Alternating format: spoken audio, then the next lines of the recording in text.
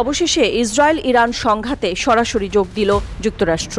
ইরানের 3টি পারমাণবিক স্থাপনায় হামলা চালিয়েছে ওয়াশিংটন।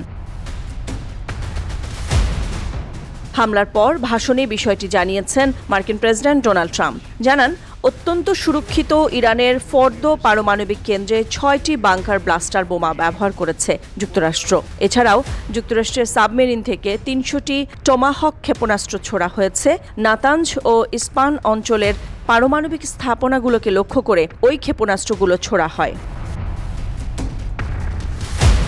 হয় শান্তি আসবে, না হয় ইরানে আরও বড় হামলা হবে, এভাবেই তেহরানকে হুমকি দেন যুক্তরাষ্ট্রের প্রেসিডেন্ট ডোনাল্ড ট্রাম্প। হুঁশিয়ারি দেন, গত 8 দিনে যা হয়েছে তার চেয়েও অনেক বেশি ভয়াবহ পরিস্থিতি হবে ইরানের।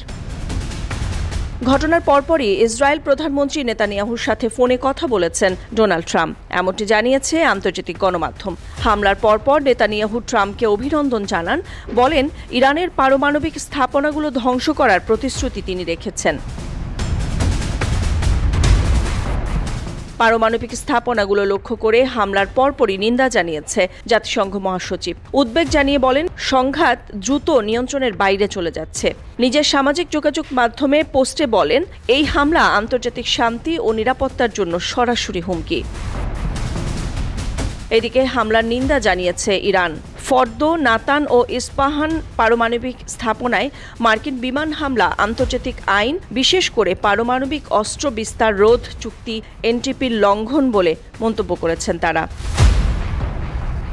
এদিকে হামলার পরপর গেল বুধবার ইরানের সর্বোচ্চ নেতা আয়াতুল্লাহ আলী খামেনির টেলিগ্রাম অ্যাকাউন্টে দেয়া ভাষণ আবারও শেয়ার করা হয়, যেখানে তিনি বলেন, যুক্তরাষ্ট্র যদি ইরান ইসরায়েল সংঘাতে জড়ায় তাহলে তা হবে তাদের নিজেদের ক্ষতির জন্য।